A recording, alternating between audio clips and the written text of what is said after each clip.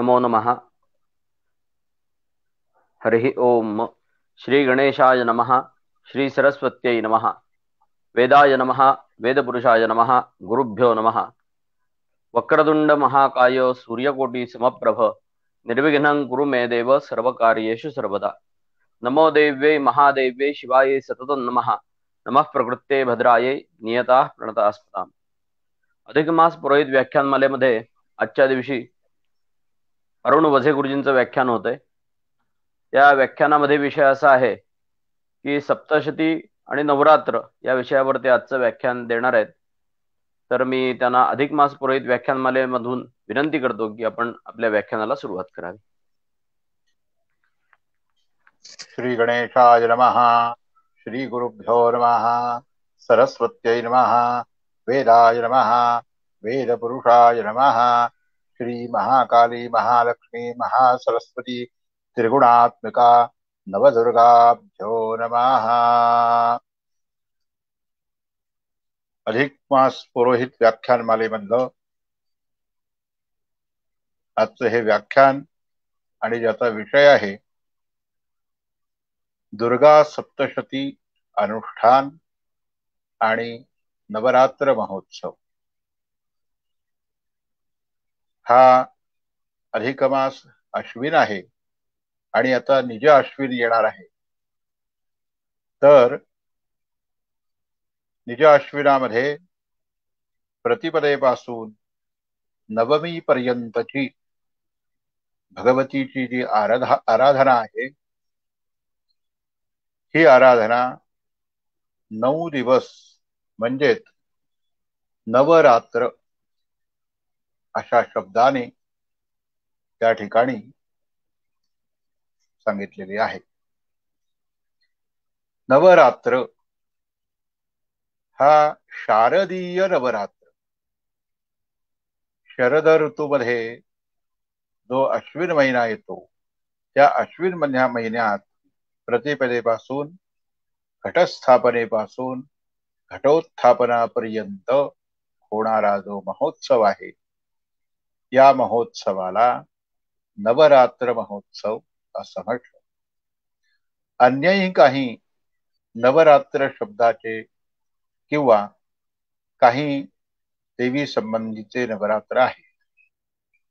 उदाहरणार्थ वैष्णवी देवीचं जे नवरात्र आहे ते चैत्र शुद्ध प्रतिपदेपासून नवरात्र 9 दिवस हे चालतं आणि ते उत्तर भारतामध्ये विशेष करून हे नवरात्र होतं। त्यानंतर शाकंभरीचं एक नवरात्र, ते पौष महिन्यात सप्तमी पासून पौर्णिमेपर्यंत ते नवरात्र होतं आणि मार्गशीर्षामध्ये योगेश्वरीचं नवरात्र हेही सांगितलेलं आहे। तेही सप्तमी पासून पौर्णिमेपर्यंत हा उत्सव त्या ठिकाणी चालू असतो।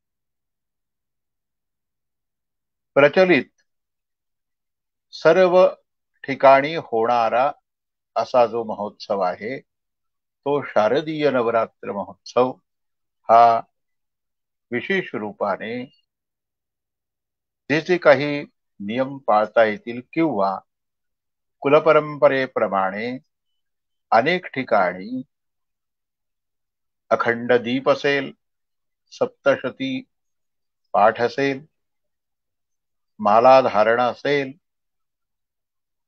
एक भुक्त असेल किंवा 9 दिवस उपवास असतील, प्रत्येक दिवशी कुमारिका भोजन अन्नदान असेल किंवा सुवासिनी आणि कुमारिका भोजन इत्यादी अनेक कुलामध्ये हे नवरात्र विशेष रूपाने साजरं केलं जातं किंवा या भगवतीची त्या ठिकाणी आराधना ही केली जाते।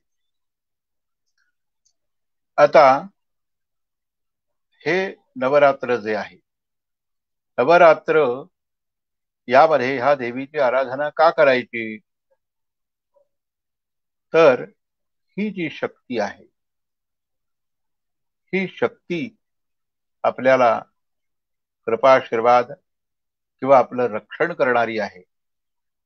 म्हणून धर्माचरण करत असताना, अर्थाचरण करत असताना, कामाचरण आणि मोक्ष साधना या चारही ठिकाणी चार जे पुरुषार्थ हे परिपूर्ण व्हावे लागतात किंवा ते पुरुषार्थ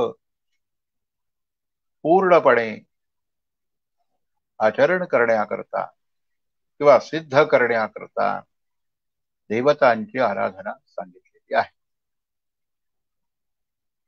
म्हणून धर्म अर्थ काम मोक्ष चतुर्विध पुरुषार्थ सिद्धीसाठी हे नवरात्राचं जे अनुष्ठान आहे, महोत्सव आहे, नवरात्र हे विशेषतः सर्व भारतामध्ये, भारताबाहेर सुद्धा जे भारतातले लोक त्या ठिकाणी प्रस्थापित आहेत ते हे नवरात्र हे मोठ्या आनंदाने, उत्साहाने आणि भक्तिश्रद्धायुक्त सादर करत असतात.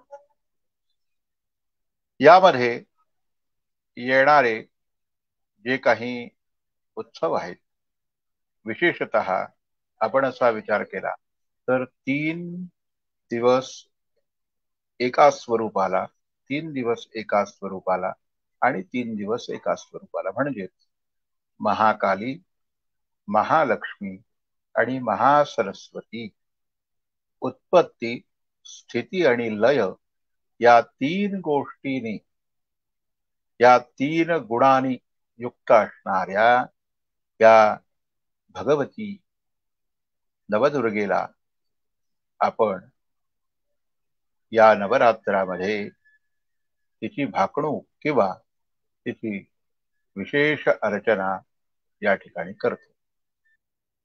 यामध्ये पहिला दिवस हा घटस्थापनेचा आहे. या नवरात्रातलं अजून एक वैशिष्ट्य असं आहे, जे रानातलं गवत असतं त्या गवताला या नवरात्रामध्ये एक एक पेर असं 9 पेर येतात. म्हणजे त्याची वाढ जी आहे ही नवरात्रामध्ये होत असते. नैसर्गिकरित्या न लावलेलं आणि निसर्गतः ते बीज आलेलं ते जे वाढतं ते या नवरात्रामध्ये वाढतं. आणि त्या घटाच्या ठिकाणी मातीमध्ये जी काही नवधान्य घातली जातात, जी सांगितलेली आहे, त्या नवधान्यांचा अंकुर या नवरात्रामध्ये तो वाढत असतो आणि तो देवीचा प्रसाद म्हणून महानवमीच्या दिवशी किंवा काही ठिकाणी दशमीच्या दिवशी तो प्रसाद म्हणून स्वीकारला जातो. अनेक देवस्थानांच्या ठिकाणी अखंड दीप, माला धारण, त्याचप्रमाणे सप्तशती पाठ आणि अष्टमी किंवा नवमी या दिवशी भगवतीच्या प्रीत्यर्थ हवन, सप्तशती हवन, सप्तशती चरित्र जे आहे, प्रथम, मध्यम आणि उत्तम या चरित्राच्या माध्यमातून त्या भगवतीची आराधना हवनद्वारा ही केली जाते. या 9 दिवसामध्ये कुमारिका पूजनाचं सुद्धा एक विशेष महत्व आहे.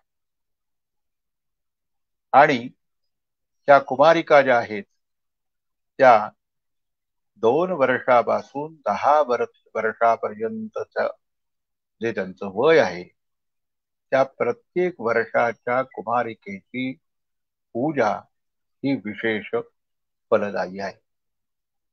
आता हा शारदीय नवरात्र महोत्सव याच्यामध्ये येणारी उपांग ललिता हे व्रत, सरस्वती पूजन हे 2 उत्सव जे आहेत हे पुष्कळ ठिकाणी उपांग ललितेचं व्रत त्या कुलामध्ये अनेक वर्ष चालत आलेलं असतं.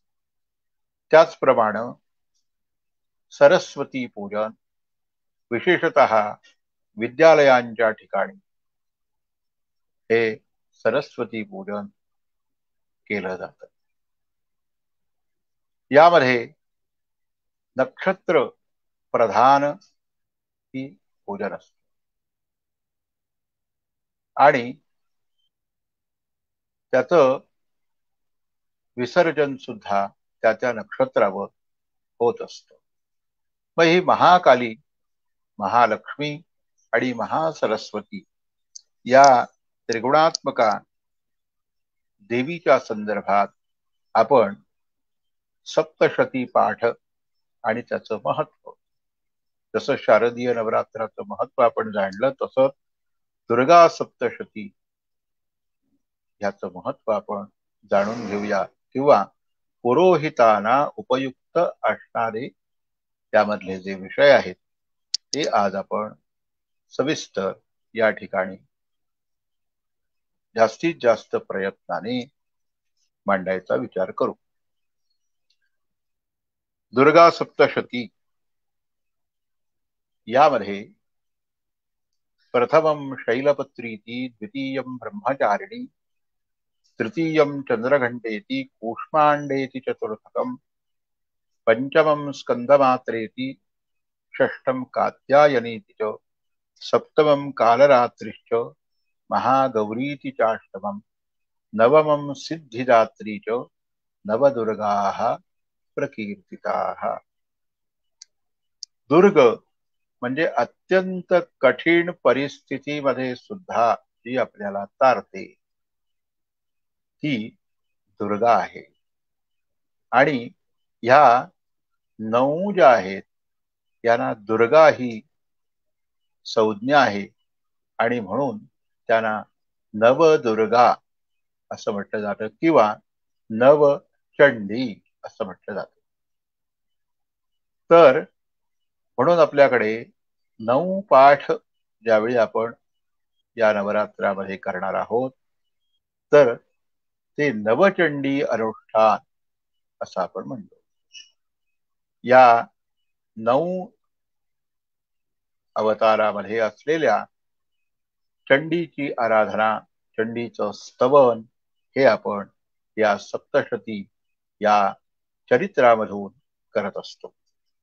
आता हे जे चरित्र आहे हे प्रथम चरित्र धर्मार्थ जपावं. त्याची देवता आहे ब्रह्मा आणि त्याचं मुख्य कार्य आहे उत्पत्ती आणि त्याचं बीज आहे ऐम. त्यानंतर मध्यम चरित्र ज्याच्यामध्ये देवता आहे विष्णू, त्याच्यानंतर कामना अर्थार्थ जप आणि त्याचा जो फलाचा भाग आहे हा स्थिती उत्तम राखणे हा आहे. त्यानंतर क्लीम हे बीज जे आहे हे सरस शिव ही देवता आहे आणि काम म्हणजेच आपल्या ज्या कामना आहेत त्या परिपूर्ण करणारं हे चरित्र आहे. याला उत्तर चरित्र असंही म्हणतात, उत्तम चरित्र असंही म्हणतात. या 3 चरित्राच्या माध्यमातून या बीजमंत्रांनी आणि मार्कंडेय पुराणांतर्गत हे सप्तशत श्लोक आहेत त्या श्लोकांच्या माध्यमातून भगवतीचं चरित्र हे या ठिकाणी गायलेलं आहे, या ठिकाणी सांगितलेलं आहे. म्हणून ह्या सप्तशती अनुष्ठानाच्या बद्दल हे तंत्र सिद्ध असं अनुष्ठान आहे. आता तंत्र म्हणजे काय तर क्रियेशी संबंधित बऱ्याच गोष्टी आहेत आणि आपण आपल्याकडे या प्रांतामध्ये जे पुस्तक सप्तशतीची पोथी वापरतो यामध्ये डामरतंत्राच्या विधानानुसार आपण हा पाठ करत असतो. अजून एक सिद्धेश्वरी तंत्र आहे आणि त्याही नुसार काही ठिकाणी याची परंपरा असणार. उत्तर भारतामध्ये जी सप्तशतीचा जे चरित्र किंवा पोथी आहे त्याच्यामध्ये काही पाठभेद आपल्या निर्णय सागरच्या पोथीप्रमाणे किंवा पूर्वीपासून परंपरा आलेल्या आपल्याकडच्या चरित्रामध्ये काही मंत्रात थोडा पाठभेद हा आढळतो. परंतु निर्णय सागरच्या प्रेसमधून ही पोथी छापली गेली ती कटाक्षाने अत्यंत शुद्ध अशी आपल्या अनेक पिढ्यांना प्राप्त झालेली आहे. म्हणून ती पोथी किंवा त्याच्यातली जे काही श्लोक आहेत हे शुद्ध असणं हे आवश्यक आहे. आणि या प्रथमं शैलपुत्रीची, द्वितीयं ब्रह्मचारिणी इत्यादी या नवदुर्गा आहेत. या नवदुर्गा प्रसन्न होऊन आपल्याला धर्म अर्थ काम या तिन्ही गोष्टी प्राप्त करून देण्यास समर्थ आहे. म्हणून त्यांची आराधना या शारदीय नवरात्रामध्ये विशेष करून करावी. आता अन्य वेळी कधी कधी करावं तर भगवतीने सांगितलेलं आहे अष्टमी, चतुर्दशी, त्याच्यानंतर नवमी आणि पौर्णिमा आणि अमावास्या या सुद्धा ज्या पर्वतिथी आहेत याही वेळेला भगवतीची आराधना किंवा सप्तशती पाठ किंवा भगवतीचं चरित्र तिला ऐकवावं आणि ते चरित्र ऐकवल्यानंतर तिचा कृपा तिला ते आवडणार आहे आणि या विशिष्ट तिथीना केलं असता त्याची फलं जी आहेत ती अतिशय उत्तम आपल्याला मिळतात. म्हणजे भगवतीची कृपा आपल्याला प्राप्त होते. मोक्षाचा विचार केला, मोक्ष कामासाठी सुद्धा सप्तशतीचा उपयोग हा मोठ्या प्रमाणात होतो. अनेक पिढ्यामधून अतृप्त असणारे जे आत्मे किंवा इतरांच्या सद्गतीसाठी सुद्धा या सप्तशती अनुष्ठानाचा उपयोग भरपूर आहे. कारण याच्यामध्ये देवीने ज्यांना याच्यामध्ये सद्गती देणार हे चरित्र असल्यामुळे अनेक ज्यांना सद्गती किंवा योग्य ती त्या ठिकाणी मुक्ती मिळालेली नाही त्याही इतरांना त्याही भक्तांना याच्यातून मुक्ती पण मिळत असते. आणि 3 वर्ष हे सप्तशतीचं अनुष्ठान जे आहे, हा पाठ जो आहे हा जर अव्याहत केला तर प्रत्यक्ष चंडिकेचं दर्शन किंवा प्रत्यक्ष त्या व्यक्तीच्या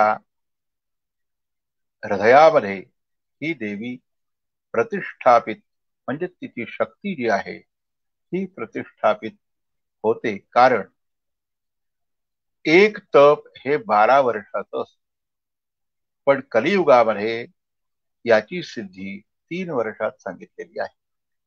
आणि कलौ चंडी विनायकौ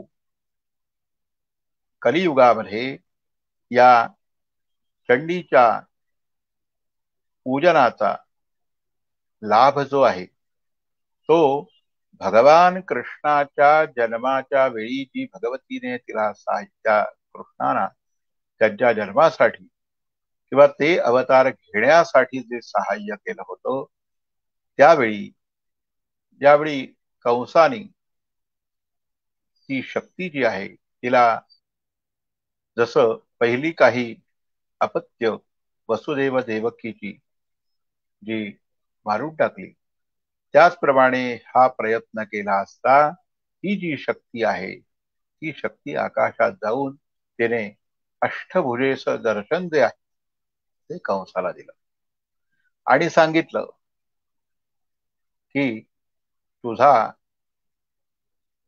जो काही तुला मारणारा किंवा तुझा वध करणारा त्या ठिकाणी जन्माला आलेला आहे. त्यावेळी भगवंतानी तुझी कलियुगामध्ये विविध रूपाने आराधना ही केली जाईल अशा प्रकारचं आश्वासन भगवान विष्णूने कृष्णाने त्या ठिकाणी दिलेलं आहे. त्यावेळी देवकीला सुद्धा चतुर्भुजयुक्त दर्शन त्यांनी दिलेलं आहे. तसंच त्या ठिकाणी या देवीला पण आशीर्वाद देऊन कलियुगामध्ये हे चंडी अनुष्ठान यामुळे अतिशय महत्वाचं आहे. या अनुष्ठानाने आपल्याला आपल्या ज्या कामना आहेत, विशेषतः आपल्या संसारातील अपेक्षा आहेत आणि भगवतीची कृपा आणि मोक्ष ही सुद्धा एक कामनाच आहे. म्हणून संकल्प जो आहे आणि विशेषतः जारण मारण उच्चाटन स्तंभन मोहन इत्यादीने जे क्लेश आपल्याला भोगावे लागतात, अनेक लोकांच्या काम क्रोध लोभ मद मोह मत्सर या माध्यमातून केलेले जे आभिचारिक प्रयोग असतात, त्या आभिचारिक प्रयोगाचा आपल्याला त्रास होऊ नये, त्याच्यावर त्या प्रयोगांचं परिमार्जन व्हावं आणि ते आपल्याला कुठल्याही प्रकारच्या अडीअडचणी निर्माण करू नये जर केल्या तर या प्रकारच्या सप्तशती पाठाने त्याचा परिहार हा होत असतो. या सप्तशती पाठामध्ये अगदी सुरुवातीपासूनच जसं आपण आचमन करतो ते आचमन सुद्धा आत्मत ऐम बीजाने, ह्रीम बीजाने आणि क्लीम बीजाने केलं जातं. त्या त्या देवतेचं जे अनुष्ठान असेल ते अनुष्ठान त्या सिद्धीला जाण्याकरता किंवा त्या देवीचं स्वरूप ज्या ज्या ठिकाणी वर्णिलेलं आहे त्या मंत्रांच्या किंवा बीजाच्या माध्यमातून हे अनुष्ठान आचरण करावं. म्हणून ऐम आत्मतत्वम शोधयामि नमस्वाहा, ह्रीं विद्यातत्वम शोधयामि नमस्वाहा, क्लीं शिवतत्वम शोधयामि नमस्वाहा. इथपासून आचमन प्राणायाम सुद्धा या ठिकाणी या नवार्ण मंत्राने केला जातो. हे नवार्ण मंत्र ही जी 9 बीज आहेत, ऐं ह्रीं क्लीं चामुंडायै विच्चे, ही जी नवार्ण बीज आहेत ही प्रत्येक या नवदुर्गेची एक एक आहेत आणि त्रिगुणात्मिकाची ऐंची, ह्रींची आणि क्लीं म्हणजे महाकाली, महालक्ष्मी आणि महासरस्वती अशी ही नवार्ण मंत्र, ज्याला बीज मंत्र, हा जो मंत्र आहे हा मंत्र कधी घ्यावा तर हा उपदेशाने घ्यावा. सर्वसाधारणपणे पाठशाळेमध्ये त्याचा उपदेश हा स्वतंत्र हे न करता त्यामध्ये एक अभ्यासाचा सुरू केलेला भाग किंवा उपनयन झाल्यानंतर त्या ठिकाणी तो ज्ञानार्जना करता आलेला आहे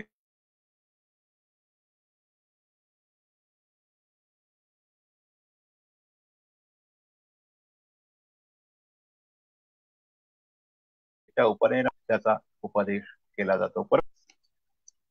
विशेष ग्रहण ज्यावेळी असतं, खग्रास असेल तर त्यावेळी त्या ग्रहणामध्ये या नवार्ण मंत्राचा उपदेश घ्यावा आणि तो उपदेश घेतल्यानंतर सप्तशती चरित्र जे आहे या चरित्राचे स्वतः 100 पाठ करावे आणि ते केल्यानंतरच त्याचा उपयोग हा आपल्याला दुसऱ्या ठिकाणी करण्यासाठी त्याचा उपयोग हा भरपूर होत असतो.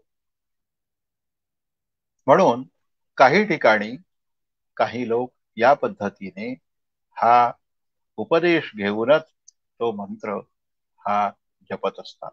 कारण हा जो मंत्र आहे, कुठलाही उपदेशित मंत्र हा मनाने म्हणायचा आहे. आणि सप्तशतीचे बाकी श्लोक जे आहेत ते मध्यम स्तवनाने ते पठण करायचे आहे. ते मौनाने करू नयेत, मध्यम स्तवनाने करावे, असं चंडिकोपास्ती या ग्रंथामध्ये सांगतात. आता या सप्तशतीमध्ये तो पाठ करत असताना आपल्याला संकल्प हा महत्वाचा आहे. नित्य संकल्प, विशेष कामनेचा संकल्प, तर त्याचा ऊह म्हणजे उल्लेख करावा.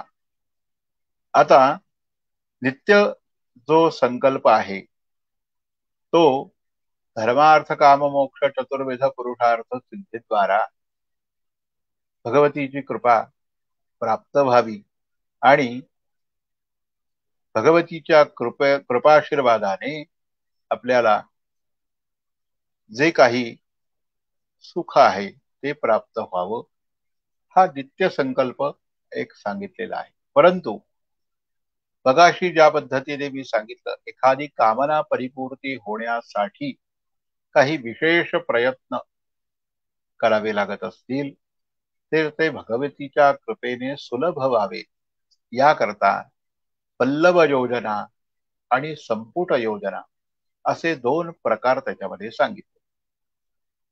पल्लव योजना ही प्रतिमंत्राला एक पल्लव जोडून ते करावं आणि संपुट म्हणजे संदंश पाठ, म्हणजे एखादी गोष्ट आपण चिमट्यात धरतो त्याप्रमाणे प्रत्येक श्लोकाच्या आदी आणि अंती हे संपुटीकरण याला म्हटलं जातं आणि तशा पद्धतीने तो पाठ करावा, याला संपुट पाठ असं म्हणतात. तर याने शीघ्र सिद्धी होते. पल्लव आणि संपुटाने शीघ्र सिद्धी सांगितलेली आहे. आणि याचबरोबर अजून एक सिद्धी अशीही सांगितलेली आहे की प्रत्येक श्लोक झाल्यानंतर त्या ठिकाणी जो दीप आहे या दीपाला किंवा भगवतीच्या ठिकाणी नमस्कार करावा, याने पण या सिद्धी सांगितलेल्या आहे.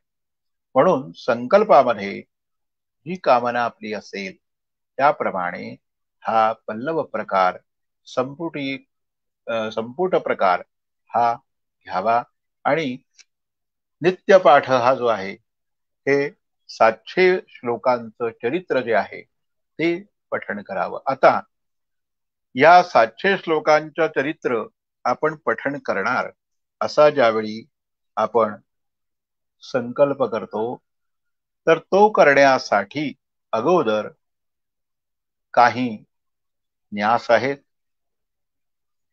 यंत्रोक्त देवता पूजन आहे. प्रत्यक्ष भगवतीची जर स्थापना, जसं घटस्थापना केली जाते त्या घटस्थापना असेल किंवा एखाद्या मंदिरामध्ये देवीच्या समोर तो पाठ वाचायचा असेल तर ती देवी त्या ठिकाणी आहेच. परंतु काही यंत्र ही त्या ठिकाणी सांगितलेली आहे. त्या यंत्राप्रमाणे त्या देवीचं आवाहन त्या यंत्रावर करावं आणि सप्तशतीचा पाठ त्या ठिकाणी करावा. हे सर्व करत असताना आपलं संरक्षण व्हावं याकरता अनेक न्यास आहेत किंवा शाप प्रतिबंधाची निवृत्ती होण्याकरता किंवा उत्कीलन मंत्राचा जप जो आहे हा त्या ठिकाणी सांगितला गेला. सप्तशती या पोथीच्या ठिकाणी सरस्वतीचं पूजन तेही सांगितलं. हे पूजन करत असताना कूष्मांड बलिदानाचा विधी पण सांगितलेला आहे. परंतु नित्यपाठामध्ये फलाचा पायस प्रत्यक्ष प्रत्येक दिवशी शक्य नसेल तर फल पण अर्पण करता येतं आणि त्याचा बलिदान हे पूजांग बलिदान म्हणून त्या ठिकाणी सांगितलेलं आहे. पुढे कवच, अर्गला आणि कीलक, हरिहर ब्रह्म विरचित जे कवच आहे ते कवच माझ्या संपूर्ण शरीराचं म्हणजे नखशिकांत ज्याला आपण रक्षण म्हणतो, ते रक्षण या भगवतीच्या कवचाने आपलं व्हावं. त्यानंतर अर्गला स्तोत्र आणि त्यानंतर कीलक स्तोत्र. आता याचा एक अगदी साधं उदाहरण देता येईल की आपण आपल्या घराला दार लावतो, त्याच्यानंतर कडी लावतो आणि कुलूप लावतो. म्हणजे त्या ठिकाणी सुरक्षित अशी आपली भावना त्या ठिकाणी निश्चित होते की हे माझं घर सुरक्षित राहणार. तसंच हा माझा जो देह आहे, ही माझी जी सर्व ज्ञानेंद्रिय आहेत, कर्मेंद्रिय आहेत किंवा देहामध्ये असणारे जे जे अवयव आहेत, ते भगवतीच्या कृपेने या पद्धतीने मला संरक्षण देवत. कारण आपण जे कर्म करत असतो ते यजमानांच्या कामना परत्वे करत असतो.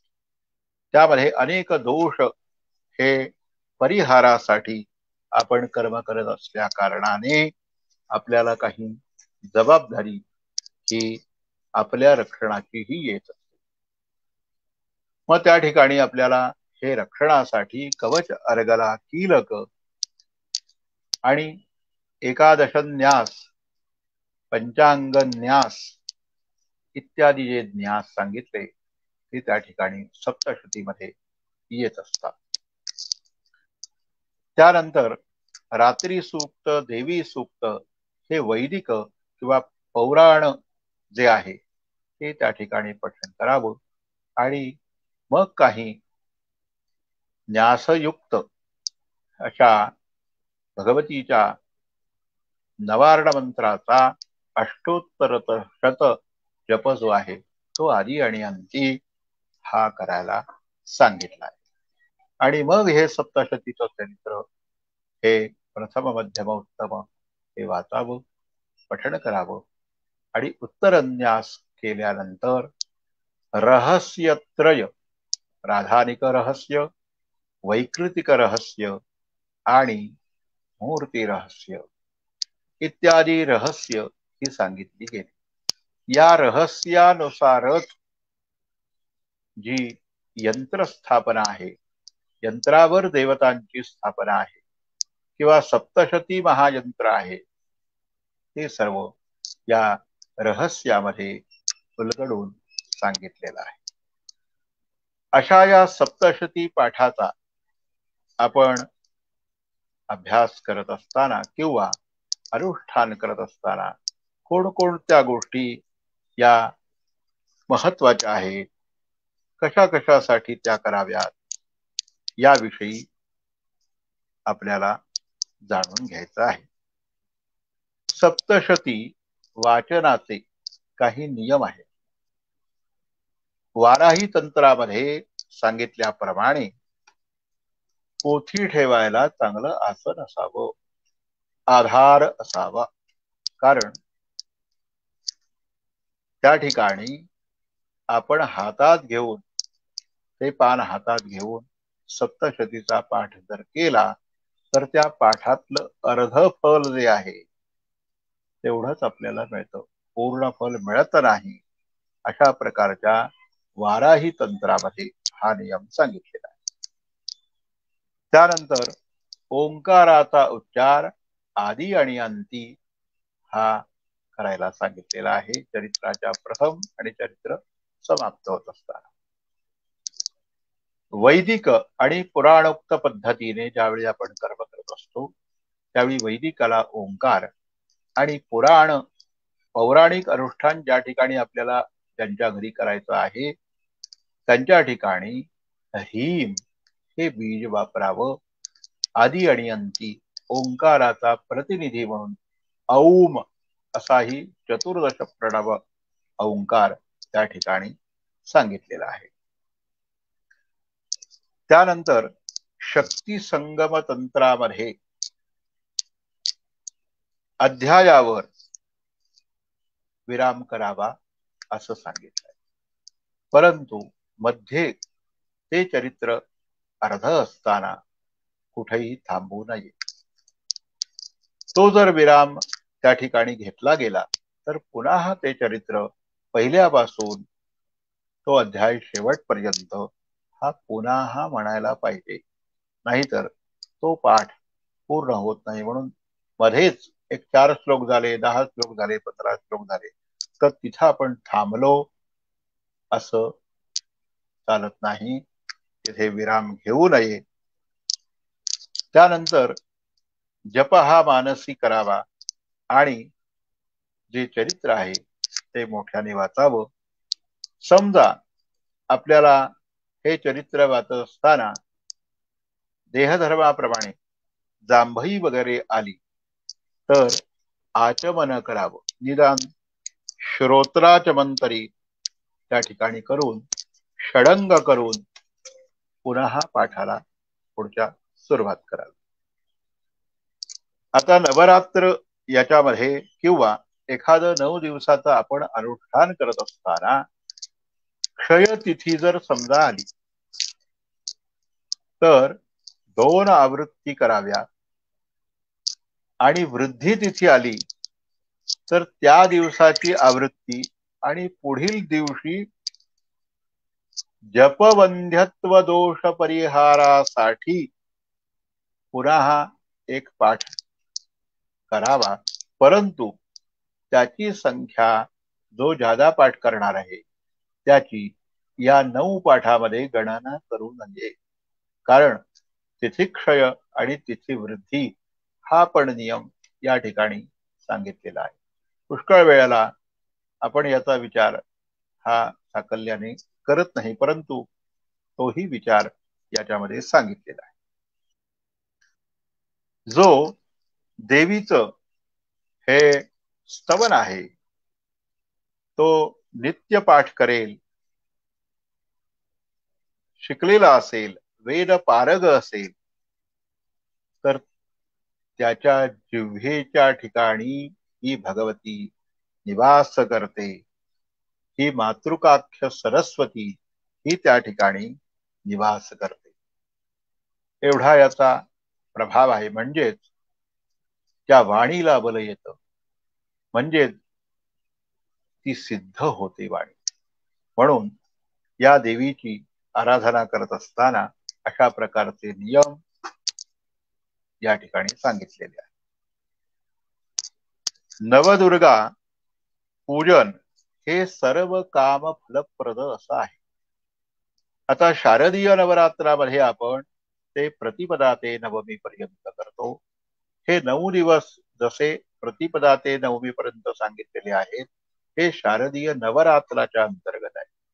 परंतु अन्य वेळी आपल्याला 9 दिवस या भगवतीची आराधना करावी असा आपला जर संकल्प असेल, असा मानस असेल तर शुद्ध षष्ठी जी आहे तिथपासून चतुर्दशी पर्यंत हे नवदुर्गा पूजन करावं.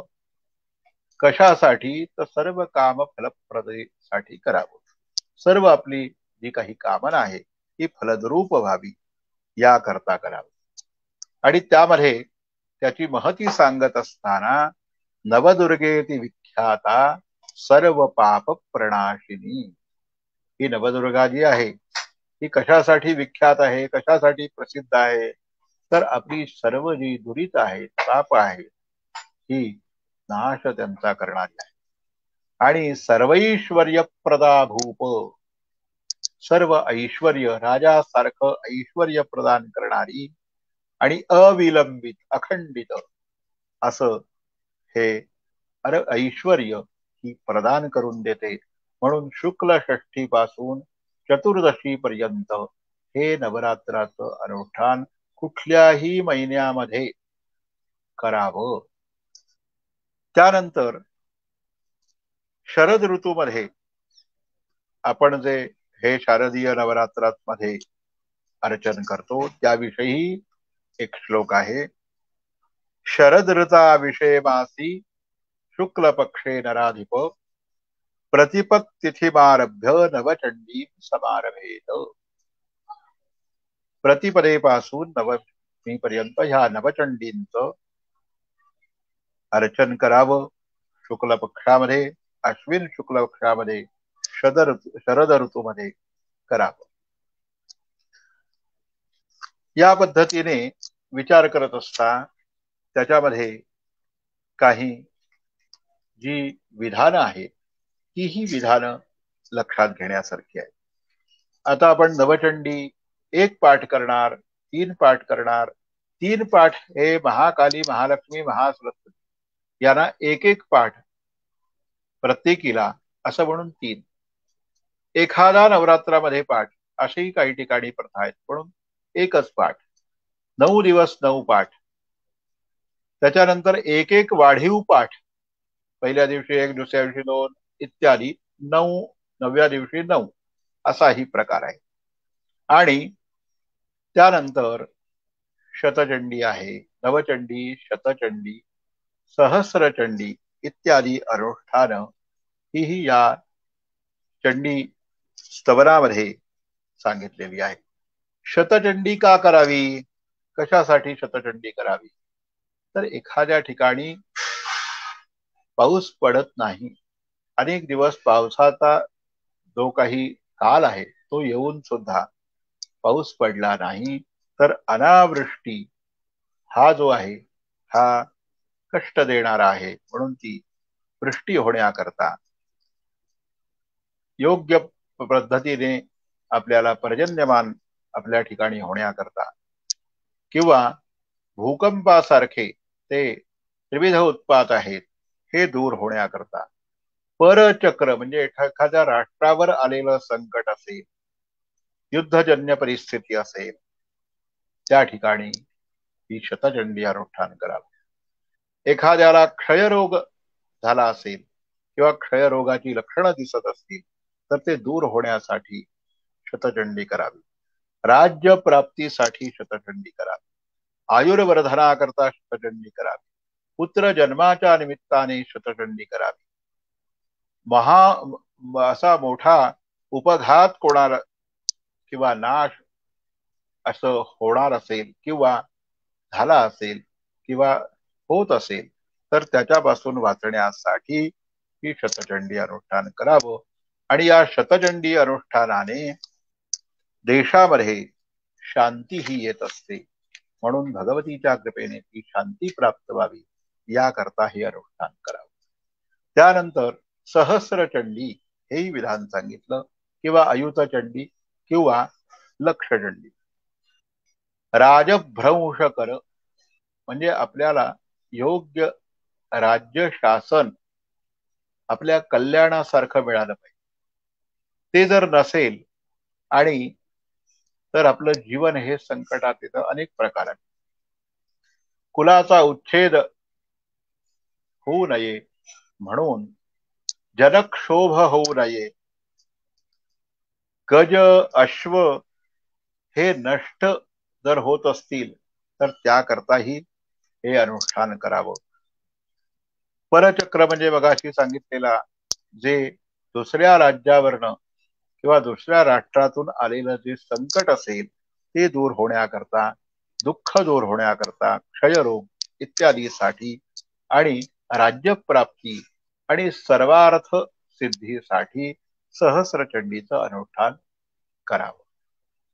आता सहस्रचंडी किंवा शतचंडी असेल, लक्षचंडी असेल, अयुतचंडी असेल, जेवढे पाठ आपण करू त्याच्या दशांश पद्धतीने हवन विधी हा करावा हे सांगितलेलं आहे. त्यानंतर यामध्ये येणारं कुमारिका पूजन. ह्या कुमारिका पूजनाचं किती महत्व आहे तर हे आपल्याला ग्रंथामध्ये विविध प्रकाराने सांगितलेलं आहे. 2 वर्षापासून 10 वर्षापर्यंतच्या या 9 कुमारिका आहेत. त्यापैकी 2 वर्षाच्या कुमारिकेचं पूजन केलं तर ते कशासाठी करावं, आयुष्य आणि बलवृद्धीसाठी करावं.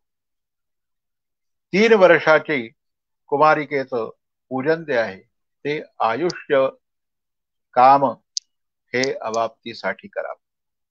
4 वर्षाची जी आहे तिला कल्याणी अशी संज्ञा आहे.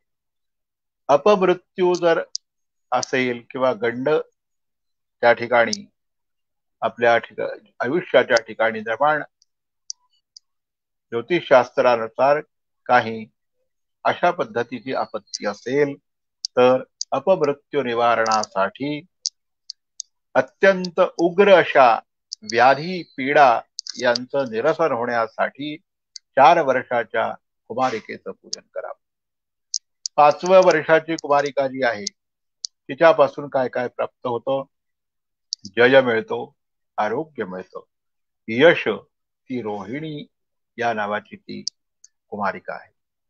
त्यानंतर 6व्या वर्षीचं जे आहे ते राज्य मिळवून देणारं, विद्या, जय आणि शत्रूचं जे शत्रुबुद्धी असेल ती दूर होण्यासाठी किंवा शत्रूकडून होणारा जो त्रास असेल तो जाण्यासाठी, शत्रू हननासाठी ती कालिका स्वरूपाची आहे तिचं अर्चन करावं. त्यानंतर 7वर्ष ही जी कुमारिका आहे तिचं युद्धामध्ये जय मिळण्याकरता, युद्ध प्रारंभ झाला असेल तर त्याच्यामध्ये जय किंवा त्याच्या अगोदर युद्ध प्रारंभ व्हायच्या आधी त्या युद्धामध्ये जय मिळण्याकरता ही चंडिका रूपाने त्या ठिकाणी तिचं पूजन करावं. अष्टवर्षा जी आहे त्या अष्टवर्षा कुमारिकेचं पूजन दुःख दूर होण्यासाठी, दारिद्र्य नाशाकरता, संमोहनादी काही प्रयोग आपल्यावर झाले असतील तर ते दूर होण्याकरता, महापाप विनाश, अनेक प्रकारची दुर्धर अशी पाप अनेक घडली असतील तर त्याचा परिहार या अष्टवर्षात्मिका जी कुमारिका आहे तिचं पूजन केल्यानंतर, तिचं नाव शांभवी आहे. 9 वर्षाची जी कुमारिका आहे ती बल प्राप्त करून देणारी आहे, मोठ्या शत्रूंचा नाश करणारी आहे. 10 वर्ष कुमारिका जी आहे तिच्यापासून, तिच्या आशीर्वादाने धन, धान्य, श्री म्हणजे मंगल, सौभाग्य किंवा श्री म्हणजे अर्थ या सगळ्या प्राप्त करून देणारी आहे. तिचं नाव सुभद्रा आहे. आता हे सुभद्रा जे आहे हे सुभद्रा हिच्यापासून हे फलप्राप्ती होते. म्हणजे या ठिकाणी सांगितलेल्या ज्या कुमारिकेचं पूजन आहे हे किती महत्वाचं आहे. आता याच्यामध्ये कन्या ही संज्ञा 10 वर्षापर्यंत असते म्हणून ही मातृस्वरूप आहे. आणि मातृस्वरूप जी आहे, मंत्राक्षरमयीं लक्ष्मी मातॄणाम रूपधारिणी नवदुर्गात्मिकां साक्षात कन्यां संपूजयाम्यहम किंवा आवाहयाम्यहम, अशा पद्धतीचा मंत्र आणि त्याची वैशिष्ट्य त्या ठिकाणी सांगितलेली. आता चातुर्वर्ण्याच्या ठिकाणी कुमारिकेचं पूजन करावं. विप्र सर्वाष्टसिद्धी, अष्टसिद्धी प्राप्त करून देणारी जे कुमारिकेचं पूजन आहे ते विप्रकन्येच्या ठिकाणी करावं. यशप्राप्तीची अपेक्षा असेल त्या ठिकाणी क्षत्रिय कन्येचं पूजन करावं. धनलाभाची अपेक्षा असेल त्या ठिकाणी वैश्य कन्येचं पूजन करावं. आणि पुत्रप्राप्तीची इच्छेने 4था वर्ण जो आहे त्या वर्णातल्या कन्येचं हे पूजन करावं. या कन्येच्या पूजनाने ही फलप्राप्ती या ठिकाणी होत असते. आता एक कन्येला भोजन दिलं तर ऐश्वर्य प्राप्त होतं. 2 कन्यांना भोजन दिलं तर मुक्ती मिळते. 3 कन्यांना त्रिवर्ग प्राप्ती, स्वर्ग, मृत्यू आणि ते त्रिवर्ग जे आहेत भूर्भुव स्वाहा हे प्राप्त होतात. 4 कन्यांना भोजन दिलं तर राज्य आणि सर्व काम याकरता. 5 कन्यांना भोजन द्यावं. विद्या काम, एखाद्याच्या ठिकाणी आपल्याला विद्या प्राप्त व्हावी, विद्येमध्ये यश प्राप्त व्हावं असं वाटत असेल तर त्या ठिकाणी 5 कन्यांना भोजन द्यावं. 6 कन्यांना सत्कर्म सिद्धी, जे आपण सत्कर्म करतो त्याची सिद्धी होण्याकरता. 7 कन्यांना भोजन दिलं असता राज्य प्राप्ती पण सांगितली. 8 कन्यांना भोजन दिलं असता गुणसंपदा, आपण अष्टपैलुत्व जे म्हणतो, अनेक प्रकारचे गुण त्या ठिकाणी प्राप्त होतात, ते या 8 कन्यांना अन्नदान केल्याने होतात. 9 कन्या ह्या राज्यपद प्राप्त करून देणाऱ्या. अशा प्रकारे या कन्यांचं पूजन, कुमारिका पूजन हे अतिशय महत्वाचं हे ग्रंथकारांनी यामागची भूमिका आणि तत्व हे सांगितलेले आहे. देवी समोर आपण दीपस्थापन करतो, या दीपस्थापनाच्या ठिकाणी घृतदीपो भवेत दक्षे तैल दीपस्तु वामतः, तेलाचा दिवा हा जो आहे हा डावीकडे आणि घृतदीप आहे तो उजव्या हाताला देवीच्या असावा. आता हे जे तूप आहे हे सुद्धा गाईचं तूप, हे जर त्या दिव्यामध्ये घातलं तर शांती करता, त्याच्यापासून शांती प्राप्त होते. त्यानंतर स्तंभनादी काही दोष असतील किंवा उपद्रव असतील तर ते शांत होण्यासाठी म्हैशीचं तूप त्या ठिकाणी त्या दिव्यामध्ये घाला. उच्चाटनासारखे काही अभिचारिक प्रयोग आपल्यावर झालेले असतील तर त्याचा परिहार होण्यासाठी शेळीचं हे तूप, जे दुधाचं तूप आहे ते त्या दिव्यामध्ये घाला. त्यानंतर उंटापासून जे निर्माण होणार दुधापासून तूप आहे हे विद्वेष असेल तर तो दूर होण्यासाठी, आणि जारण मारणासारखं कृत्य जर एका ठिकाणी केलेलं आणि त्याचा परिहार व्हावा असं वाटत असेल तर त्या ठिकाणी गर्धब म्हणजे गाढव ह्याचंच हे दुधाचं जे तूप आहे हे त्या ठिकाणी त्या दिव्यामध्ये भगवतीच्या ठिकाणी जो दीप स्थापन करणार आहे त्या दीपामध्ये ते घालावं आणि तिळाचं तेल हे इकडच्या तेलाच्या दिव्यामध्ये घालावं. आता हा दिवा सुद्धा पूर्वाभिमुख वात त्याची लावून जर ठेवला तर काय त्याचं फल आहे, तर सर्व अबाप्ती आहे. स्तंभन उच्चाटनापासून या ठिकाणी आपलं संरक्षण होतं. पश्चिम दिशेला वशीकरण तंत्र जे आहे ते सिद्ध होतं किंवा विद्वेष अशा पद्धतीचा जर हे असेल तेही दूर होतात. त्यानंतर उत्तर दिशेला केलं असता लक्ष्मीची प्राप्ती होते. आणि दक्षिणाभिमुख तो दिवा केला, कशासाठी करावा, तर जारण मारण आदी इत्यादी काही प्रयोग जर झाले असतील त्याचा दोष परिहारार्थ किंवा त्याची तीव्रता कमी होण्यासाठी दक्षिणाभिमुख हा दिवा ठेवा. आता आपण जे त्या ठिकाणी माला जप म्हणजे नवार्ण मंत्राचा जप करणार आहोत त्या ठिकाणी त्या माळेची सिद्धी, माला संस्कार हा ब्रह्मकर्मामध्ये किंवा अन्य काही ग्रंथामध्ये सांगितलेला आहे, त्याप्रमाणे तो केल्यानंतर त्या माळेची जोपासना करावी आणि ती जी माळा आहे 108 मण्यांची असावी किंवा तदर्ध म्हणजे 54 मण्यांची असावी किंवा त्याच्या 54च्या अर्ध म्हणजे 27 मण्यांची ही माला जी आहे ती धारण करावी. अशा पद्धतीचा त्या ठिकाणी विचार हा सप्तशतीच्या या विधानामध्ये सांगितलेला आहे. आता सप्तशती याच्यामध्ये जे न्यास आहेत त्या न्यासांचा विचार त्या ठिकाणी केलेला आहे. तो न्यास विचार आपण आता पाहूया. नवार्ण मंत्र ऐं ह्रीं क्लीं चामुंडायै विच्छे आणि त्यानंतर वेगवेगळे न्यास म्हणजे एकादश न्यास असतील, त्यानंतर पंचांग न्यास असतील, हे न्यास त्या ठिकाणी करावे.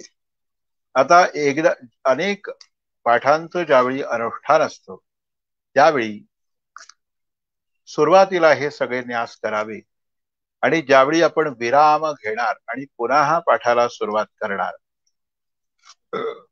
त्या ठिकाणी पंचांग न्यास करून पुढचं चरित्र हे जे आहे हे पुढे वाचायला सुरुवात करावी. आता ह्या न्यासाचं एक वैशिष्ट्य असं आहे की आपलं रक्षण करण्याकरता हे न्यास जे आहे हे सांगितलेले आहे. मग हे न्यास करत असताना एकादश न्यासामध्ये आपल्याला अनेक त्या ठिकाणी विशेष रूपाने सांगितलेले काही न्यास जे आहेत त्या न्यासाचा विचार सद्गतिप्रद असेल, जाड्य विनाश असेल, म्हणजे आपल्याला बुद्धीला जे जडत्व आहे हे जडत्व जाण्यासाठी त्या भगवतीची कृपा आपल्याला प्राप्त होण्यासाठी हे न्यास करावे. आता हे पहिला न्यास आहे हा मातृका न्यास आहे. अम आम इम इम ओम ओम हे जे स्वर आहे यांना मातृका असं म्हटलेलं आहे. आणि त्या मातृका अशी संज्ञा असलेल्या या सगळ्या अक्षरांनी तो पहिला न्यास जो आहे हा त्या ठिकाणी सांगितला. त्यानंतर दुसरा जो न्यास आहे तो मातृकान्यासानंतर ऐम ह्रीम क्लीम कनिष्ठिकेपासून हा सुरू होऊन अंगुष्ठ, कनिष्ठिका, करमध्य, करपृष्ठ, सर्व दिशांचं रक्षण इत्यादी त्यामध्ये सांगितलं. आणि त्याला सारस्वत जाड्य विनाशको द्वितीया, जाड्य म्हणजे मगाशी सांगितल्याप्रमाणे जे बुद्धीचं जडत्व आहे ते दूर व्हावं आणि म्हणून त्याला सारस्वत जाड्य विनाशका असं विशेषण त्या ठिकाणी दिलं गेलं.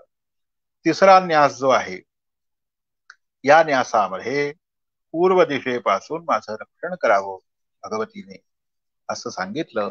आणि तो मातृगण न्यास आहे आणि तो त्रैलोक्य विजय देणारा आहे म्हणून हा तिसरा न्यास या ठिकाणी सांगितला. त्यानंतर जरा मृत्यू हरो, जरा जी आहे म्हणजे म्हातारपण आहे किंवा त्याच्या होणारे त्रास आहेत मृत्यू निवारणासाठी आहे हा नंदजादी न्यास. म्हणजे नंदजा इत्यादी ज्या देवी सांगितलेल्या आहेत त्या देवीनी माझं रक्षण करावं. कुठून कुठून करावं? पूर्वांगाचं करावं, त्या दक्षिणांगाचं करावं, पश्चिमांगाचं करावं, उत्तरांगाचं करावं आणि या सर्व देहाचं रक्षण होण्यासाठी हा न्यास सांगितला गेला. त्याच्यानंतर पायापासून नाभीपर्यंत, नाभीपासून विशुद्धीपर्यंत ही जी काही सप्तचक्र सांगितली आहे ती सप्तचक्र यासाठी हा न्यास सांगितला गेला. तर तो जो न्यास आहे तो ब्रह्मादिन्यास असं त्याला म्हटलं आणि तो सर्व कामप्रद आहे, आपल्याला सर्वेष्ट फल देणारा आहे. त्यानंतर अष्टादशभुजा लक्ष्मीर मध्यभागम मे पातू, अष्टादशभुजा जी देवी आहे लक्ष्मी आहे माझ्या मध्यभागाचं रक्षण करो. अष्टभुजा महासरस्वती वरच्या भागाचं रक्षण करो इत्यादी जो हा सद्गतिप्रद हा सहावा न्यास आहे. त्यानंतर सातवा न्यास आहे तो ब्रह्मरंध्रापासून सुरुवात होऊन मूल मंत्राने मस्तक आणि चरण इथपर्यंत या अवधीमध्ये हा सगळा न्यास होत असतो. आणि तो जो न्यास आहे त्या अगोदर हा आठवा न्यास जो आहे तो विलोम अक्षर न्यास आणि सर्व दुःख हे नाश करणारा हा अष्टमन्यास आहे. आणि सप्तमन्यास आहे तो मूल अक्षर न्यास आहे. रोग क्षयकर सप्तमा, रोगाचा विमोड होण्यासाठी, रोग दूर होऊन आरोग्य लाभण्यासाठी हा न्यास सांगितलेला आहे. त्यानंतर मूल मंत्राने मस्तकात चरणांतम आणि चरणान मस्तकांतम अष्टवारम व्यापकम, म्हणजे त्यांनी मस्तकापासून चरणापर्यंत आणि चरणापासून मस्तकापर्यंत असं जे व्यापक व्यापन करणं आहे ते प्रथमम कशा प्रकारे करावं तर ते प्रथमं पुरतः मूलेन मस्तकात चरणावधी, मस्तकापासून चरणापर्यंत, त्यानंतर चरणापासून मस्तकापर्यंत हे मूलमंत्र उच्चारण करून हा व्यापक न्यास करावा. हा जो देवता प्राप्ती करणारा, देवतांची प्राप्ती करून देणारा हा न्यास असल्यामुळे याचं वैशिष्ट्य या ठिकाणी सांगितलं. त्यानंतर मूलमंत्राने हृदय इत्यादी षडंग जी आहे त्याचा न्यास सांगितला आणि तो त्रैलोक्य वश करा, या त्रैलोक्यामध्ये आपल्याला वशीभूत होणार आहे किंवा सहाय्यभूत होणार आहे, अशा कामना आपल्या परिपूर्ती होतात, त्यासाठी हा न्यास करा. त्यानंतर खडगिनी, शूलिनी, घोरा, गदिनी, चक्रिणी तथा इत्यादी जे न्यास आहेत, इत्यादी जे मंत्र आहेत ते पुढच्या न्यासामध्ये समाविष्ट केलेले आहेत. 5-5 मंत्र आहेत आणि ते जे हा एकादश न्यास आहे त्याच्यामध्ये सूक्तादि बीजत्रय न्यासः पंचमः सर्व अनिष्टहरा आणि सर्वाभीष्टदाः सर्वा रक्षाकरश्च एकादशा.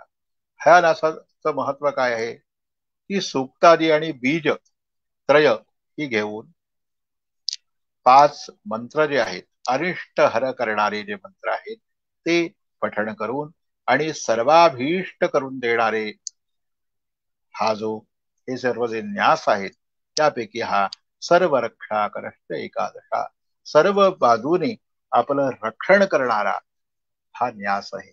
असे एकादश न्यास हे करावेत. हे जर एकादश न्यास एखाद्या वेळी आपल्याला शक्य नसेल तर केवळ एकादश असणारा जो न्यास आहे, पहिले 10 सोडून एकादश 11वा न्यास आहे, हा न्यास या ठिकाणी करावा. आता हा न्यास हा परिपूर्ण झाल्यानंतर आपण त्या सप्तशती पाठाला प्रारंभ करत असताना ऐं बीजाने, ह्रीं बीजाने आणि क्लीं बीजाने असं प्रत्येक चरित्राला सुरुवात करतो. हे महाकालीचं चरित्र प्रथम आहे, त्यानंतर महालक्ष्मीचं आहे आणि महासरस्वतीचं आहे. याविषयी एक नियम सांगितलेला आहे की संपूर्ण चरित्र हे पठण करत असताना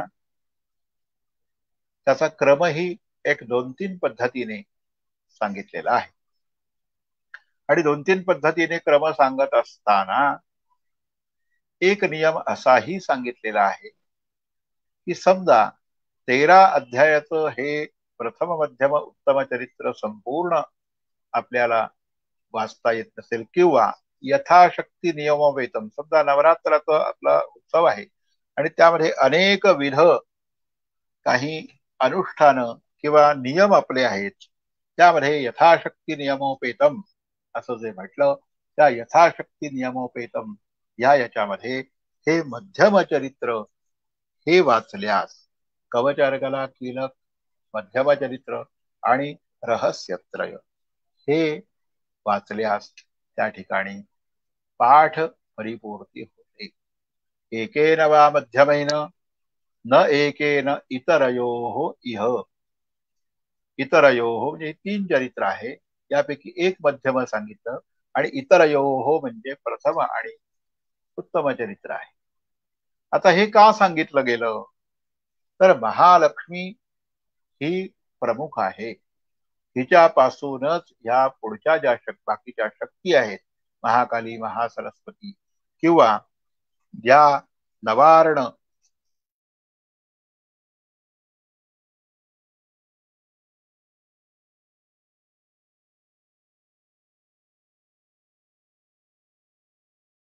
महालक्ष्मी यथा यंत्र आहे त्यापैकी विरंचिस्वर यामध्ये रुद्रो गौर्याच्या दक्षिणे म्हणून ह्या 3 या ज्या जोड्या आहेत या त्या महालक्ष्मीपासून त्याचा प्रादुर्भाव आहे आणि म्हणून महालक्ष्मी ही मुख्य आहे, आदिशक्ती तिला म्हणतात आणि म्हणून त्या महालक्ष्मीच्या माध्यमातून हे जे महालक्ष्मीच्या माध्यमातून हे प्रादुर्भाव असल्या कारणाने मध्यम चरित्र हे पाठ परिपूर्ती करून देणार आहे. या मध्यम चरित्राचा पाठ हा अनेक ठिकाणी देवालयामध्ये हा केला जातो. आता याविषयी हे जे यंत्रस्थापन आहे, हे यंत्रस्थापन कसं करावं, तर त्याच्यामध्ये महालक्ष्मी मध्यभागी, डाव्या बाजूला महाकाली आणि उजव्या हाताला महासरस्वती हे स्थापन करावे. तांत्रिक निवारणोक्त जे यंत्र आहे ते अष्टदलाने युक्त असावं. त्यामध्ये 2 श्लोक जे त्या ठिकाणी सांगितलेले आहेत त्याप्रमाणे लिखेत अष्टदलम पद्मम चंदना गरु कुंकुमैः पद्ममध्ये लिखेत चक्रम षटकोणम चंडिकामयम. अष्टदल हे काढावं, त्याच्यामध्ये षटकोण असा एक आकृती तयार करावी अशी, आणि मध्यभाग जो आहे त्याच्यामध्ये ओम ऐम ह्रीम क्लीम हे लिहून बाकीचे जे 6 आहेत त्याच्यामध्ये पश्चिमेपासून चामुंडायै विद्ये असं 6 कोणामध्ये त्या षटकोणामध्ये ते अक्षर गंधाने लिहावं. अगरू हे चंदन विशेष आहे त्याने लिहावं, कुंकुमाने लिहावं, किंवा भूर्ज पत्रावर ते लिहून ते चंडिकेचं जे हे यंत्र स्थापना आहे, आपण ज्या ठिकाणी पाठ वाचणार त्या ठिकाणी हे यंत्र स्थापन करूनही आपण हा पाठ परिपूर्ण करू शकतो. म्हणून ही काही यंत्र या ठिकाणी सांगितली गेली. आता ही यंत्र जी आहेत याचा रहस्याशी संपूर्ण संबंध आहे. तर अष्टादशभुजा जर अष्टादशभुजा पूज्या या ठिकाणी अष्टादशभुजेचं जर पूजन करत असेल तर पुढे काय काय स्थापन करावं. कालमृत्यूच संपूज्यौ सर्वारिष्ट प्रशांत. काल आणि मृत्यू याचं आवाहन समोर करावं अरिष्ट निरसन होण्याकरता. धर्मरूपाने सिंहाचं आवाहन करावं, आणि जे महिष जो आहे महिषासुर अशी त्याला त्याची जी संज्ञा आहे तो महिषासुर मर्दिनी, त्या महिषाचं त्या असुराचं मर्दन करणारी ही आहे. म्हणून ह्या प्रत्येक असुरानी एक आशीर्वाद पण घेतलेला आहे की त्यांचा ज्यावेळी संहार केला त्यावेळी त्याचं नाव लावून त्या देवीचं नाव लावावं, अशा प्रकारची त्या ठिकाणी प्रार्थना या केलेली आहे. म्हणून महिषासुरमर्दिनी असंही तिचं त्या ठिकाणी नाव सांगितलेलं आहे. म्हणून महिष. आता अष्टभुजेचं पूजन करावं, अष्टादशभुजेचं पूजन करावं, 10 मुखांच्या देवीचं पूजन करावं, आणि लक्ष्मीसह ऋषिकेश, त्याच्यानंतर स्वरेसह विरिंची आणि गौरीसह रुद्र, ह्या 3 ज्या जोड्या आहेत या भगवतीने या जगाचं उत्तम रीतीने वहन होण्यासाठी किंवा जीवमात्राला प्राणी मात्राला अनेक प्रकारची सृष्टी जी निर्माण करण्याची जी काही शक्ती आहे ती शक्ती या 2-3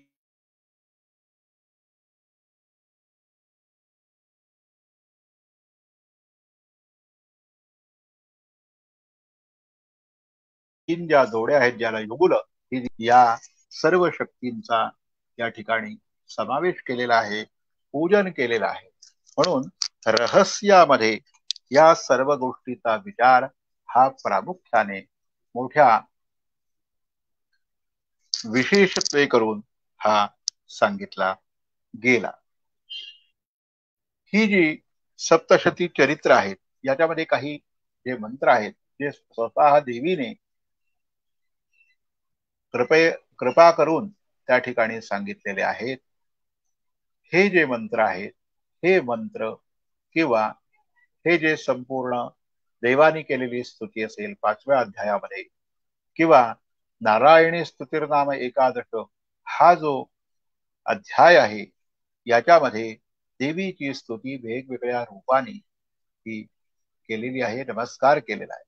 ज्याप्रमाणे 8व्या अध्यायामध्ये विविध रूप ज्यावेळी ह्या सगळ्या असुरांचा संहार करण्याकरता विविध रूप ज्यावेळी धारण करण्याची भगवतीला त्या ठिकाणी आवश्यकता भासली, तर तिथे या प्रत्येक देवतेने तिला कुठल्या कुठल्या रूपाने सहाय्य केलं,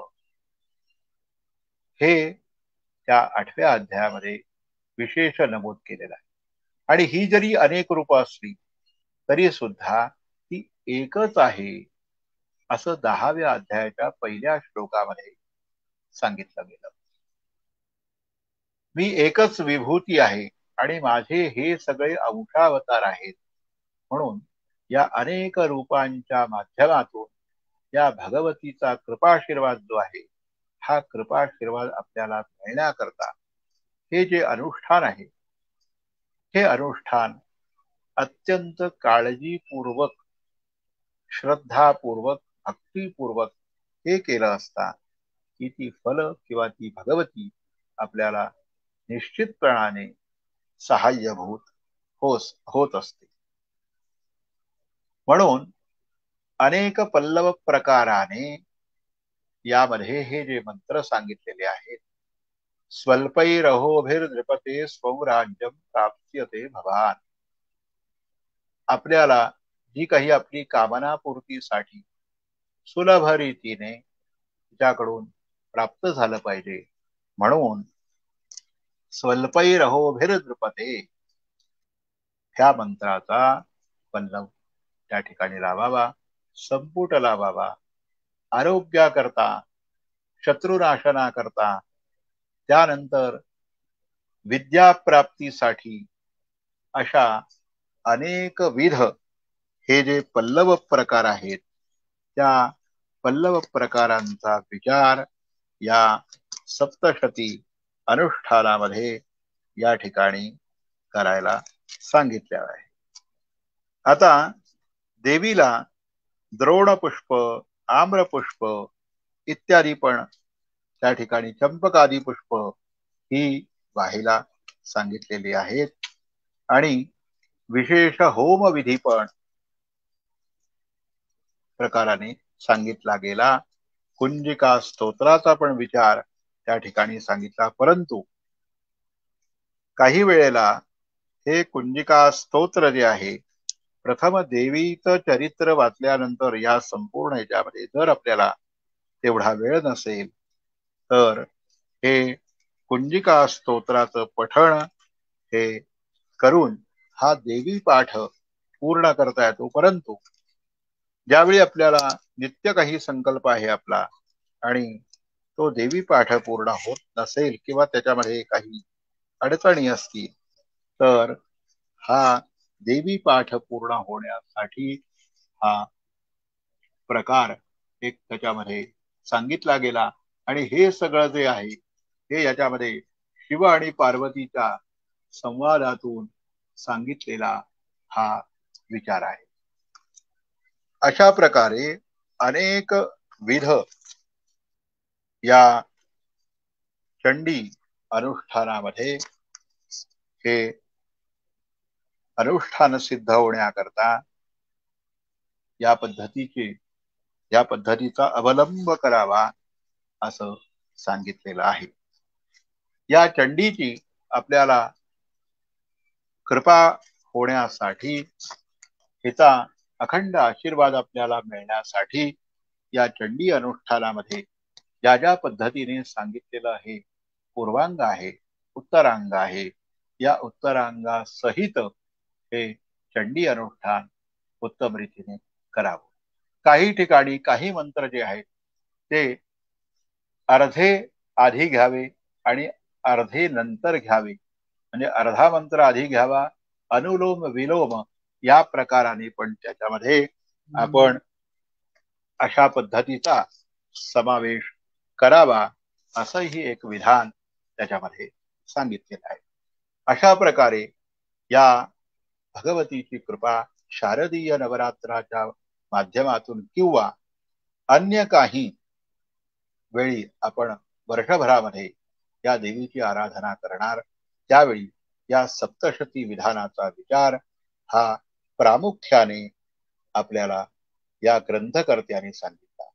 अनेक प्रकार याच्यामध्ये आपल्याला समजून घेता येतील, परंतु आपल्यालाही काही वेळेची मर्यादा आहे, तेव्हा हे जे सप्तशती अनुष्ठानाच्या रूपाने काही विचार या ठिकाणी आपल्याला जो मांडायचा होता तो भगवतीच्या चरणी आपण अर्पण करून आजचं हे व्याख्यान पुष्प आहे, हे पुष्प भगवतीला अर्पण करून आपण तिची कृपा संपादन करूया.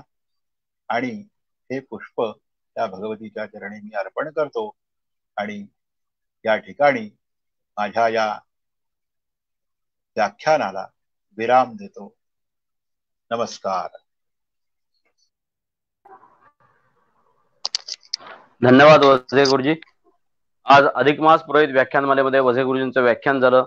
त्यांनी नवरात्र आणि देवी उपासना याच्याबद्दल येणारं सप्तशती अनुष्ठान जो काही विचार आहे तो मांडला. वैष्णवी नवरात्र, योगेश्वरी नवरात्र, शारदीय नवरात्र, नवरात्रात कुराचार, नवरात्र उपासना, धर्म, अर्थ, काम, मोक्ष प्राप्तीसाठी, या संपूर्ण प्राप्तीसाठी या चार सप्तशती 3-3-3 म्हणजे प्रथम, मध्यम आणि उत्तम असं 3 चरित्रांचा विचारही त्यांनी सांगितला. बीज वृद्धी म्हणजे या नवरात्रात जे काही घटस्थापना होते त्याच्या अंगभूत त्या मातीवर बीज काही पेरली जातात, त्यात सप्तधान्य आहेत. त्यानंतर सप्तशती चरित्र प्रथम, मध्यम, उत्तम याचा विचार त्यांनी सांगितला. कुमारिका पूजन हा विषय जो आहे तो 2 वर्षापासून 10 वर्षापर्यंत प्रत्येक कुमारिकेची पूजा केल्याने मिळणाऱ्या फलांचा विचार त्यांनी सांगितला. त्यानंतर नवरात्रामध्ये येणारे उपांग ललिता, सरस्वती पूजन. सरस्वती पूजन हे नक्षत्र प्रधान व्रत आहे किंवा पूजा आहे. त्यानंतर सप्तशती विचार, प्रथमं शैलपुत्रेति, द्वितीयं ब्रह्मचारिणी, तृतीयं चंद्रघंटेति, कुष्मांडेति, चतुर्थं पंचमं स्कंदमातेति, षष्ठं कात्यायनीति च, सप्तमं कालरात्रीश्च, महागौरीति, अष्टमं नवमं सिद्धिदात्रीच. या सर्व नवदुर्गा ज्या आहेत त्यांचा विचार त्यांनी सांगितला, त्यांची पूजा केल्याने काय होतं. त्यानंतर धर्मार्थ म्हणजे पहिलं प्रथम चरित्र आहे ते धर्मार्थ जप करावा. ब्रह्मदेवता आहे, उत्पत्ती काही विषय असेल तर त्या धर्मार्थ असणाऱ्या प्रथम चरित्राचा ऐम बीजाने विचार करावा. मध्यम चरित्र जे आहे विष्णू देवता आहे, कामनापूर्ती, अर्थार्थ आणि स्थिती या विचाराचा विचार करावा. क्लीम हे कामनापूर्ती करण्यासाठी शिवदैवत आहे, म्हणजे ब्रह्म, विष्णू, शिव या 3 देवतांचाही विचार त्याच्यात आहे. हे मार्कंडेय पुराणांतर्गत डामर तंत्र, सिद्धेश्वरी तंत्र याचा विचार त्यांनी सांगितला. त्यानंतर सप्तशती उपासना करण्यासाठी अष्टमी, चतुर्दशी, नवमी, पौर्णिमा, अमावस्या, पर्वतिथी, मोक्षासाठीही सप्त, पितृसंतोषासाठी याचा विचार आहे. 3 वर्ष अव्याहत जर पाठ केले तर त्याला प्रत्यक्ष देवी दर्शन किंवा देवी कृपा होऊ शकते. कलौ चंडी विनायको या मताप्रमाणे कलियुगामध्ये चंडी आणि विनायक यांची सेवा केल्याने त्या देवता निश्चित प्रसन्न होतात आणि दर्शन देतात. कृष्ण जन्माच्या विचार करताना देवी उपासनाचा विचार त्यांनी सांगितला. त्यानंतर जारण, मारण, उच्चाटन, स्तंभन, मोहन, वशीकरण, अडचणींच अशा काही ज्या अडचणी येतात त्या अडचणींचा नाशासाठीही सप्तशती या तंत्राचा विचार आहे. त्यानंतर आचमन विचार म्हणजे प्रत्येक कर्मामध्ये तंत्र आहे. हे सप्तशतीमध्ये सुद्धा तंत्राचा बराच विचार आहे. तर ती ह्रीम क्लीम या मंत्रांनी आचमन सांगितलेला आहे, त्याचा विचार त्यांनी सांगितला. त्यानंतर नवारण मंत्र, बीज मंत्र त्याचा उपदेश घेणं गरजेचं आहे, तो उपदेश ग्रहणात घ्यावा. त्यानंतर 100 पाठ करावेत आणि मगच अन्य ठिकाणी पाठ करायला जाणे किंवा अनुष्ठान करणे याचा विचार ठेवावा. उपदेशित मंत्र जे आहेत ते मनामध्येच पठण करावेत, प्रकटपणे पठण करू नयेत.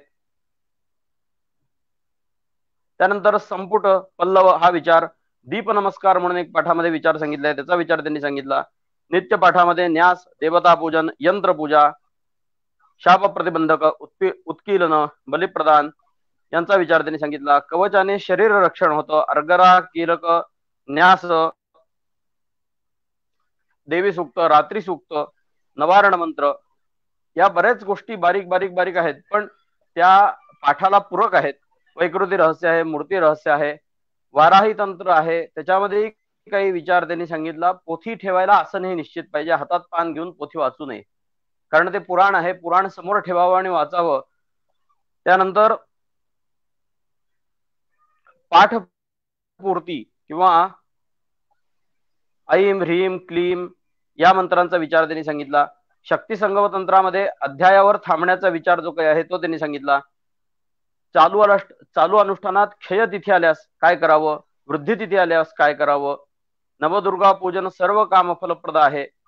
शुद्ध अष्टमी ते चतुर्दशी व्रत करावं. म्हणजे हे व्रत म्हणजे अन्य कोणत्याही महिन्यात जर सप्तशती अनुष्ठान करायचं असेल तर आपण ते शुद्ध अष्टमी ते चतुर्दशी केल्यास फलदायी होऊ शकतं.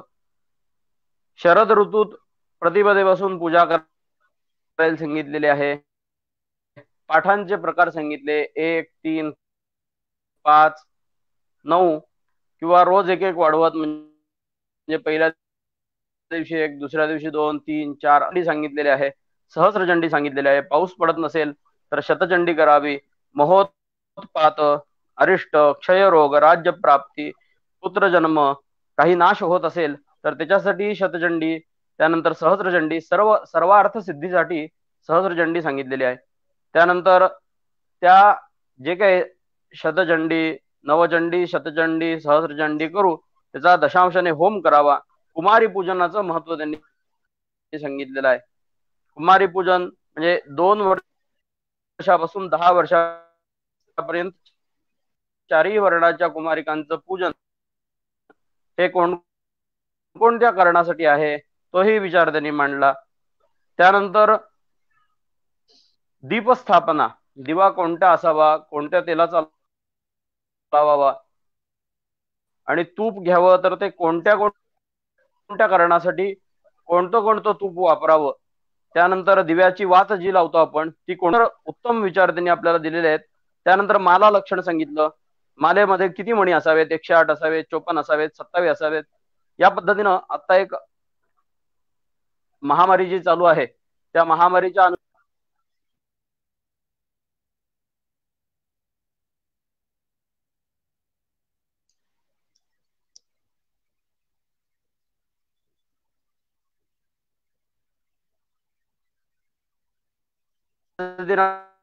आज अधिक मास पुरोहित व्याख्यानमालेत वझे गुरुजींनी सप्तशती आणि नवरात्र उत्सव याबद्दल अत्यंत सुंदर पद्धतीने आपल्याला सर्वांना विवेचन केलेलं आहे. तर त्याबद्दल मी त्यांना धन्यवाद देतो. सर्वे सुखिनः सन्तु, सर्वे सन्तु निरामयाः, सर्वे भद्राणि पश्यन्तु मा कश्चित् दुःखमाप्नुयात्. ओम शांति शांति.